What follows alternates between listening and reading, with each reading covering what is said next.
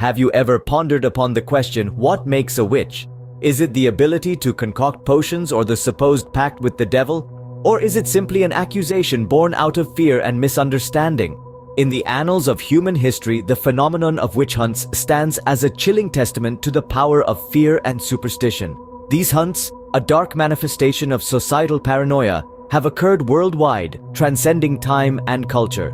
The first recorded witch hunt can be traced back to the early Middle Ages. With the spread of Christianity across Europe, pagan practices became demonized, leading to the persecution of those perceived as witches. Then, in the late 15th century, the infamous Malleus Maleficarum, or the Hammer of Witches, was published.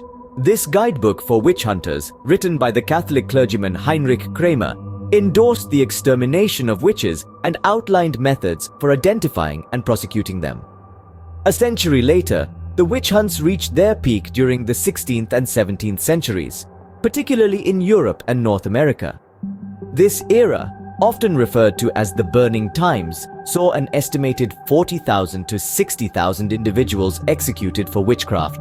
Most victims were women, often those who were marginalized or posed a threat to the societal norms. They were accused of everything from causing bad weather to killing livestock and even causing impotence. The trials these accused witches faced were far from fair. Evidence was based on confessions extracted through torture, testimonies from supposed victims of witchcraft, and the presence of physical witch marks. The torture methods were brutal and inhumane. They ranged from the witch's cradle, a disturbing device that disoriented the accused, to the swimming test, where a suspect was thrown into a body of water. If they floated, they were deemed guilty, as it was believed witches could not sink due to their rejection by the holy water. As we journey into the 18th century, the fervor of these witch hunts began to wane. The Age of Enlightenment ushered in a new era of rationality and skepticism, and the belief in witches and their malevolent powers began to diminish. By the late 19th century, witch hunts had largely disappeared in the West, although sporadic incidents of witch trials and persecutions persisted into the 20th century.